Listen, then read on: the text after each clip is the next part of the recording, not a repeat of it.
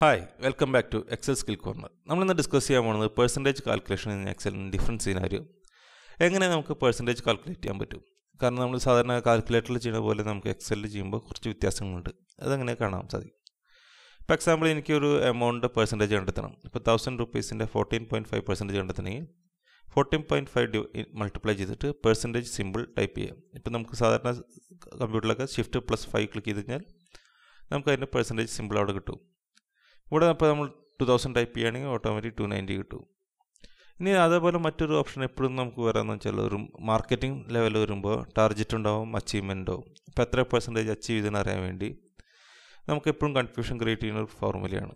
ഇവിടെ നമുക്ക് സാധാരണ ഒരു ഓപ്ഷൻ ഉപയോഗിക്കാൻ വെച്ചാൽ ഈക്വൽ ടു അച്ചീവ്മെൻറ്റ് എത്രയാണോ ഡിവൈഡ് ബൈ ടാർഗറ്റ് ചെയ്യാം. ഇപ്പോൾ നമുക്കിവിടെ ഒരു ഫിഗർ കിട്ടും. ദാറ്റ് മീൻസ് ഒരു 0.9375 കിട്ടി. ഇതിനെ നമുക്ക് ഇവിടെ പെർസെൻറ്റേജ് ഫോർമാറ്റിലേക്ക് ക്ലിക്ക് ചെയ്യുകയാണെങ്കിൽ ഓട്ടോമാറ്റിക്കായിട്ട് 94% ആവും. ഇപ്പോൾ നമുക്ക് കാണാം പെർസെൻറ്റേജ് ഫോർമാറ്റായിട്ട് മാറിയിട്ടുണ്ടാവും. ഇത് നമുക്കിപ്പോൾ കൂടുതൽ അച്ചീവ് ചെയ്ത് കഴിഞ്ഞാൽ, ഇപ്പോൾ എക്സാമ്പിൾ ഇപ്പോൾ സെയിൽസ്മാൻ അച്ചീവ് ചെയ്തിട്ടുള്ളത് 8000 എബോവ് ആണ്, 8200 ആണെങ്കിൽ ഇപ്പോൾ നമുക്ക് ഇവിടെ കിട്ടിയിട്ടുണ്ടാവും 103% ആണ്. ദാറ്റ് മീൻസ് നമുക്ക് ഇത് സെയിം ഫോർമുല ഉപയോഗിക്കാം. എത്ര പെർസെൻറ്റേജ് അച്ചീവ് ചെയ്തെന്ന് അറിയാൻ വേണ്ടിയിട്ട് നമുക്ക് ഉപയോഗിക്കാം. വളരെ യൂസ്ഫുൾ ആയിട്ടുള്ളൊരു ഓപ്ഷനാണ്, പ്രത്യേകിച്ച് മാർക്കറ്റിംഗ് ലെവലിൽ ചിന്തിക്കുന്നവർക്ക്. അതേപോലെ HR ലെവലിൽ എനിക്ക് ഏറ്റവും കൂടുതൽ ക്വറീസ് വന്നിട്ടുണ്ടായിരുന്നത് ഏപ്രിൽ. ഇതിനെ ബേസ് ചെയ്തായിരുന്നു നമുക്ക് സാലറി ഇൻക്രിമെൻറ്റ് വരുത്തി കഴിഞ്ഞാൽ എത്ര പെർസെൻറ്റേജ് ഇൻക്രീസ് വന്നു, അതിൻ്റെ ഒരു കാൽക്കുലേഷന് വേണ്ടിയായിരുന്നു. ഇപ്പോൾ സാധാരണ സാലറി 100 റുപ്പീസാണ്, ന്യൂ സാലറി 115 ആണ്. അപ്പോൾ അതിൻ്റെ പെർസെൻറ്റേജ് ചേഞ്ച് അറിയാൻ വേണ്ടി നമുക്ക് ഉപയോഗിക്കുന്ന ഫോർമുലയാണ് new salary minus old salary divide by old salary. നമുക്ക് ഓൾഡ് സാലറി ഡിവൈഡ് ചെയ്ത് കഴിഞ്ഞാൽ ഫോർ എക്സാമ്പിൾ നമുക്കിവിടെ 15% കാണാം. ദാറ്റ് മീൻസ് 0.15 ഉണ്ടാവും.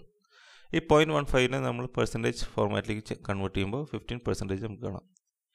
ഇതേപോലെ ഇപ്പോൾ നമ്മുടെ ചേഞ്ചസ് ഇപ്പോൾ 95 ആക്കി. ദാറ്റ് മീൻസ് നമ്മൾ സാലറി കുറയ്ക്കുകയാണെങ്കിൽ ഇവിടെ -5% കാണാൻ പറ്റും. സോ ഇത് വളരെ യൂസ്ഫുൾ ആണ്. പലപ്പോഴും നമുക്ക് ഇങ്ങനത്തെ പെർസെൻറ്റേജ് കാൽക്കുലേഷൻ വളരെയധികം കൺഫ്യൂഷൻ ക്രിയേറ്റ് ചെയ്യാറുണ്ട്. സോ ഈ വീഡിയോ നിങ്ങൾക്ക് വളരെ യൂസ്ഫുൾ ആയി വിചാരിക്കുന്നു.